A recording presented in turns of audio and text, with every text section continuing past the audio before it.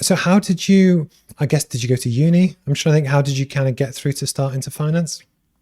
Yeah, so I went to college to do A levels and did business law, information technology, and marketing, and then went to university. Slightly different university journey to most.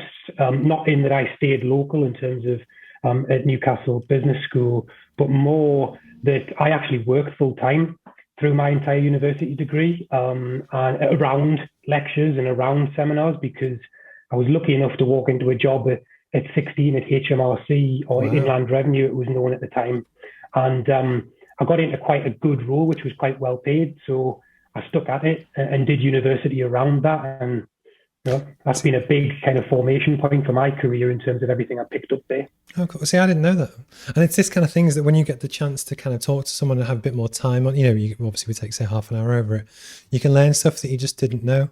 Because actually, it's one of those things that the easy option would almost to have been the full-time student, do what everyone else does, kind of piss about a bit and just have fun.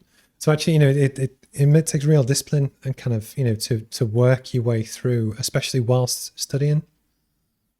Yeah, believe me, it took some discipline when everyone was heading out and I had to drive through to work to do the 5 to 9 p.m. shift or something. Didn't stop me going out afterwards, but I wasn't much use in work the next day.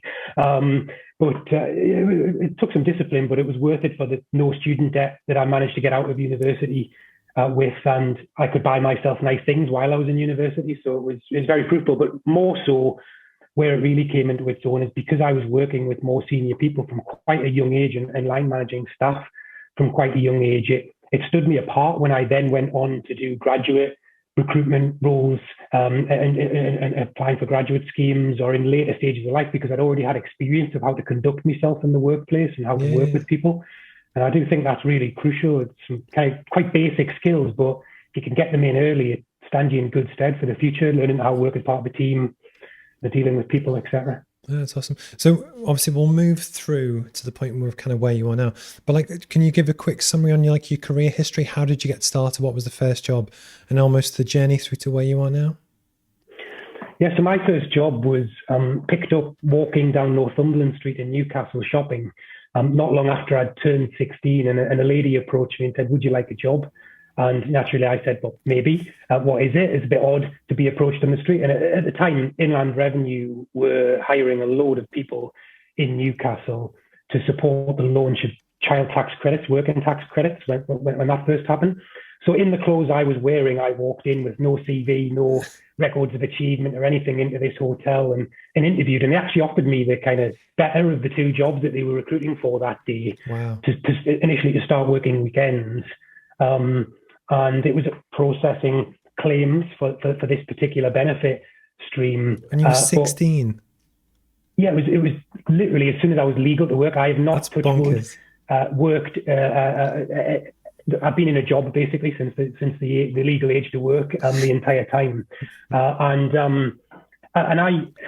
what was brilliant was that I've always been a bit of a gadget guy, a tech guy.